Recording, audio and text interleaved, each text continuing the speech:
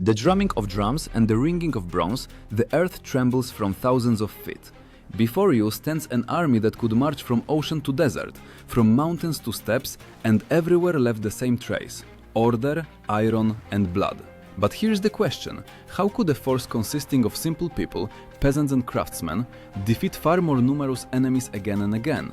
Why did armies that seemed invincible crumble under their onslaught like sand in one's hands?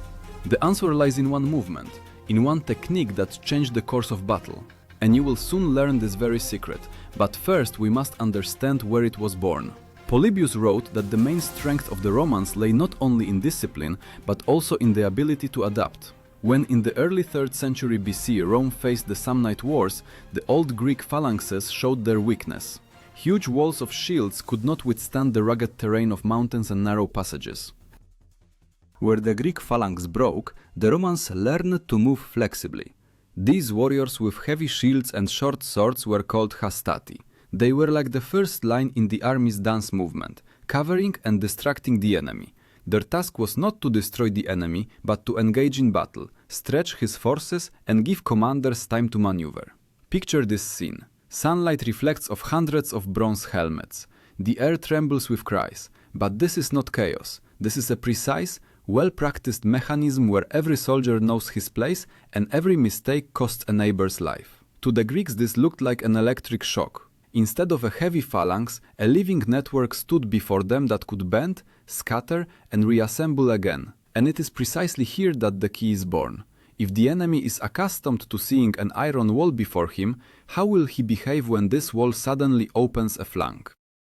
But we still need to reach this technique, which means we must see how Rome prepared its armies for decisive battles. Ancient Rome did not win battles by numbers, it won them through preparation. Polybius wrote that discipline and training among the Romans were stricter than in any other army of antiquity. A soldier began the day with a heavy march, 20 kilometers across rough terrain in full equipment. The weight of his armament reached 30 kilograms. This was not only shield and sword, but also armor, throwing spears, and a food supply for several days. If you compare, it's as if a modern soldier went into battle with 2 backpacks at once. Order within the legion played an important role. Warriors were arranged not as a shapeless mass, but in clear ranks divided into separate groups. These groups were called maniples. A manipule is a small unit of approximately 120 men that could act independently. Essentially, a legion represented not a stone wall like the Greek phalanx, but hundreds of bricks that could be rearranged in any combination.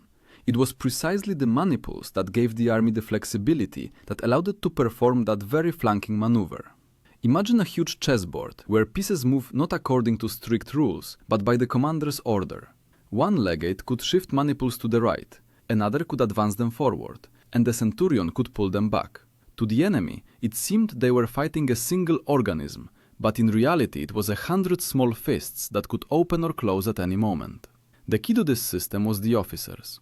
A legate commanded the legion, tribunes oversaw general discipline and supply, centurions managed formation in the thick of battle. A centurion was not simply an officer, he stood in the first line alongside his soldiers. His helmet crest was visible from afar, and the enemy understood. If this man was still alive, it meant the formation was not broken. But discipline is not only about commanders. Archaeological finds show that even Roman camps were built with mathematical precision, straight lines, identical tents, even roads. Every soldier knew his place, which meant that even at night, in fog or in the panic of attack, order did not collapse. And yet no system has meaning without practice. Therefore legions spent weeks drilling formations. The signals of trumpeters, this was the language the army spoke. One sound meant advance, another retreat, a third, change of formation. In the roar of battle words were lost, but trumpets and drums were heard by everyone. Picture a stadium where tens of thousands of people simultaneously stand and begin moving in rhythm to music. Now replace people in shirts with people in iron, and instead of spectators' joy, the screams of the dying. This is what Roman formation looked like, but what good is flexibility if the enemy advances in a wall? The answer is that maniples could not only hold formation, but also yield space, When the enemy charged straight ahead, the Romans opened ranks, allowing him to burst inside. It seemed the formation was broken, but this was a trap. The enemy found himself in a sack, and the maniples closed behind his back. Thus the ground was laid for a flanking strike. Historians debate whether this technique was first applied against the Samnites or later against Pyrrhus's elephants, but the fact remains, Romans prepared their troops so that at any moment they could break the familiar flow of battle. And now imagine an enemy confident in his victory. He sees an ordinary formation before him, he throws all forces into attack, and at precisely this moment, the legion begins its transformation, from a straight line to a deadly hook. But how exactly this transformation began, we will see in the thick of battle itself. The morning of battle always begins the same way. Fog, cold air, and the ringing silence before the storm. But it was precisely in this silence that fear was born, and for Rome's enemies it became prophetic. According to Livy, Roman armies moved onto the battlefield not as a crowd but as an orderly stream.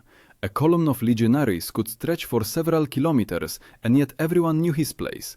At the front, scouts and cavalry. Behind them, heavy infantry. Bringing up the rear were supply trains with grain, meat, and even mobile forges. The order of movement determined success. Warriors did not march as they could, but formed into a clear column ready to deploy into battle order at a signal. One trumpet sound, and the entire legion as if by magic reformed. Maniples spread apart, forming equal intervals. These gaps allowed not only breathing in battle, but also receiving blows, dispersing the enemy's force. In the first line they usually placed hastati, young but already trained soldiers. They were like the first wave on shore. They took the blow, made noise, broke, but behind them always stood new ones. Next came the principes, more experienced fighters in better armor. Their shields gleamed from polished bronze, and their swords, gladii, were shorter than Greek spears, but deadly convenient for close combat. And finally, in the third line stood veterans, the triarii. These old men were the last reserve, the last hope. In Rome they even said, "It has come to the triarii," when the situation became critical. But not only infantry determined the outcome. An important part of battle's beginning was cavalry. Horsemen, armed with spears, were positioned on the flanks. Their task was simple: protect the vulnerable edges of the legion. If the enemy tried to come from the side, it was precisely the cavalry that had to delay him. But often, it was here that the most important thing began: preparation for the future flanking strike. Picture how this mass of people emerges onto the field. First, light dust over the road, then the rhythm of steps, then the gleam of hundreds of spears. The rumble grew louder until it turned into real thunder. For enemies, this was not just noise, this was a harbinger of doom. However, even for the Romans, the beginning of battle rarely went smoothly. Sources mention that the enemy often used unexpected tactics.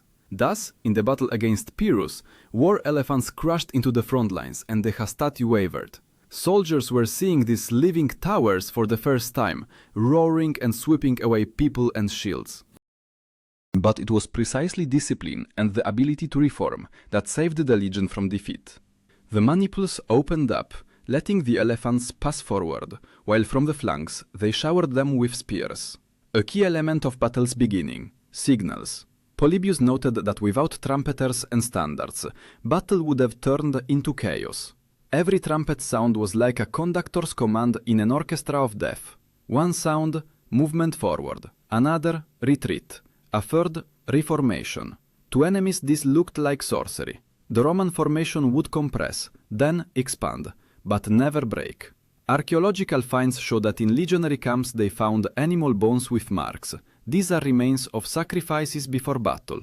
Soldiers believed that gods would indicate a favorable day for attack. And if the augurs said that omens were good, the legion went into battle with confidence, as if fate itself stood on their side. But fate is rarely simple.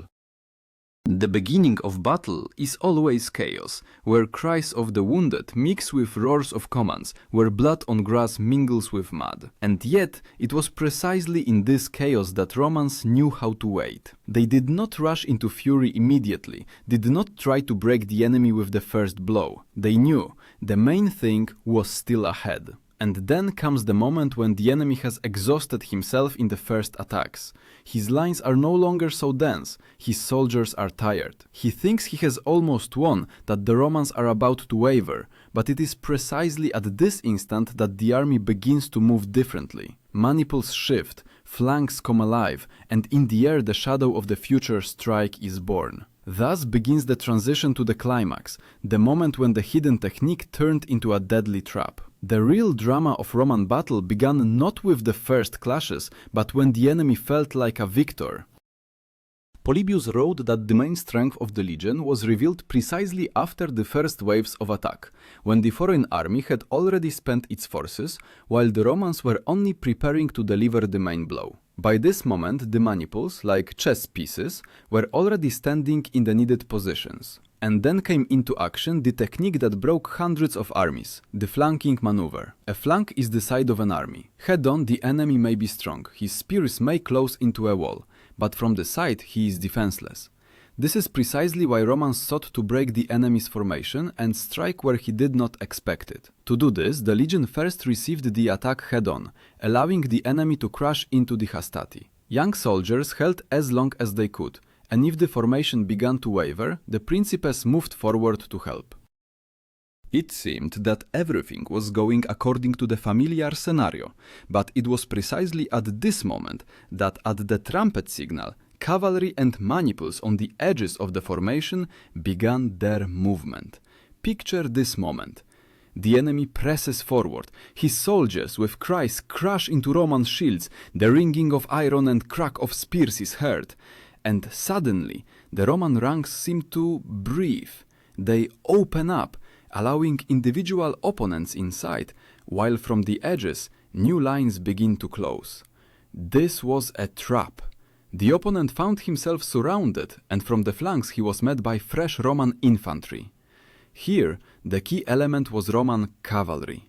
These horsemen with spears and round shields called equites could rarely break the enemy by numbers, but they always struck precisely. Their task was to scatter enemy cavalry and free space for maneuver. When the equites led the opponent aside, the legion's flanks turned and struck this side. For the enemy, this was like a lightning strike on a clear day, sudden, crushing, and deadly. Plutarch described how precisely this technique worked against the Macedonian phalanx in the Battle of Pydna in 168 BC.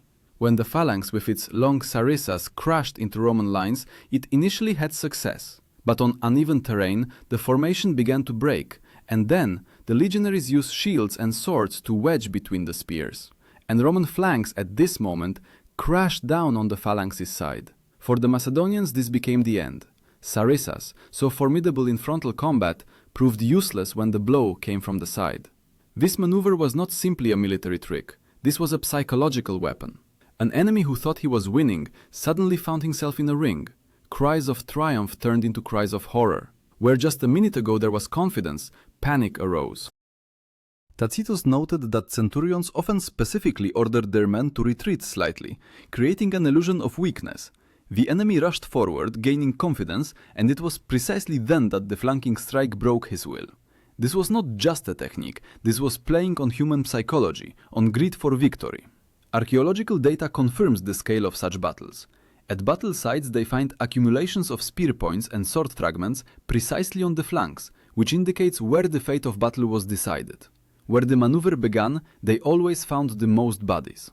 Imagine a stadium where a team is almost scoring a goal, and suddenly, at the last moment, the ball is torn from their feet and flies into the opposite goal. Only, unlike sport, there was no second chance here. If the Roman flanking strike worked, enemy armies fell apart like cracked glass. But every maneuver has a price. To pull off this design required absolute discipline. One legionary, frightened and running ahead of time, could open a breach. One commander, giving a signal too early, could ruin the entire plan. And yet, legions again and again perfected this tactic to perfection. It was precisely the climax of battle, the moment of the flanking strike, that became that second when the fate of entire peoples was decided. But victory did not yet mean the end. It was necessary to consolidate success and turn the scattered flight of enemies into final defeat. And here came the finale. the resolution that changed not only the outcome of one battle, but the direction of all history. When the flanking strike crashed down on the enemy, battle turned into a cascade of horror. Enemy lines cracked like dry boards in fire. Cries of the wounded drowned out commands and began what ancient authors called by the word panic. Instant, insurmountable fear that infected an entire army. Polybius wrote that it was precisely at this moment that Romans achieved decisive advantage. The enemy ceased to be an army and became a crowd. A key role in completing the battle was played by the triarii, veterans standing in the third line. These stern warriors entered battle rarely, but it was precisely in the finale that they stepped forward. Their spears and experience secured victory, turning chaos into organized destruction of the opponent. It was considered that if the triarii rose, the outcome of battle was already decided. In Rome, they even said, "It has come to the triarii," as about the final, decisive step. Picture this moment. Dust raised by thousands of feet obscures the horizon, the sun turns air into hot haze, and suddenly, from this haze, step veterans with heavy spears. For the fleeing enemy, this was like a wall grown from the earth. Where he hoped for salvation, he was met by a new blow. But not only warriors brought about the resolution. Officers, legates, tribunes, centurions, at this moment made the harshest decisions. The centurion went ahead, with a cry and raised sword, so his men would not waver. The legate managed the general movement of the legion, directing streams of soldiers to the most vulnerable places. Their goal was simple: turn the enemy's defeat into complete extermination. The numbers speak for themselves. In the Battle of Pydna, the Macedonian army lost 20,000 men. Another 11,000 were captured. The Romans lost only about 100.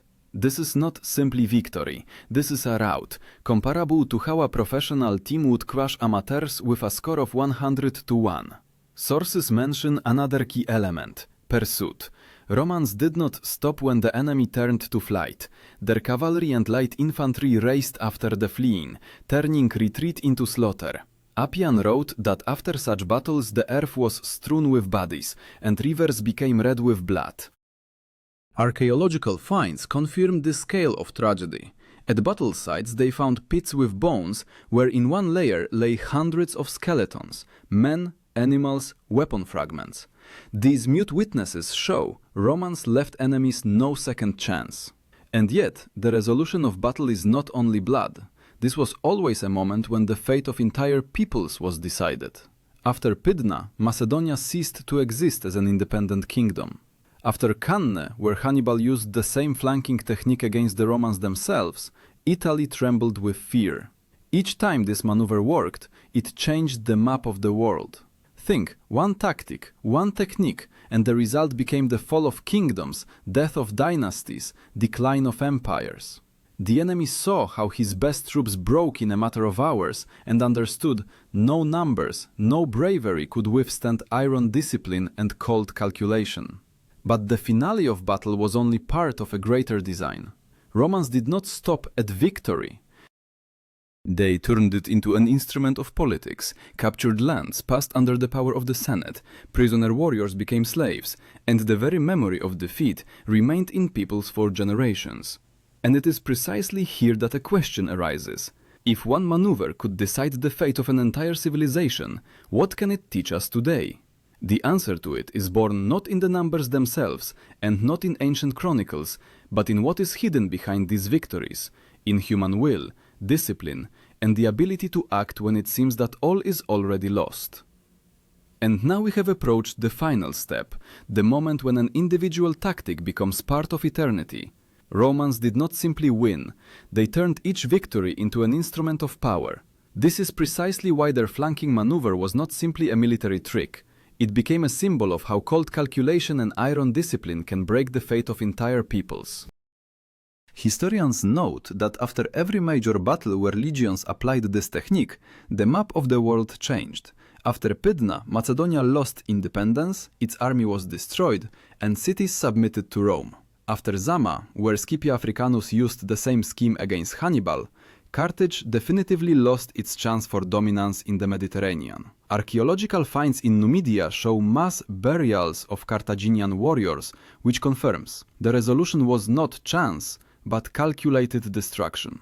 But the strength of this maneuver was not only in weapons. It was in the fact that Romans knew how to learn from their own defeats. After Cannae, where Hannibal himself applied the flanking strike against them, Rome did not fall. On the contrary, it turned its defeat into a school. Polybius wrote that Romans never considered defeat the end, but only a lesson. This is precisely why their army became more flexible and deadlier with each decade.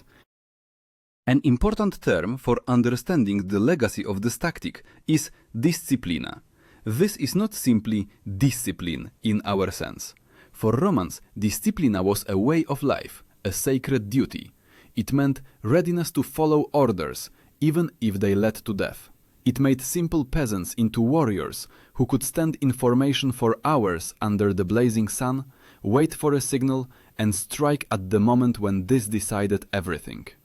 Imagine, thousands of people, different in age and origin, become one body, breathing in rhythm to commands. Their enemies saw only an iron wall, but behind this wall hid a machine where every part knew its place.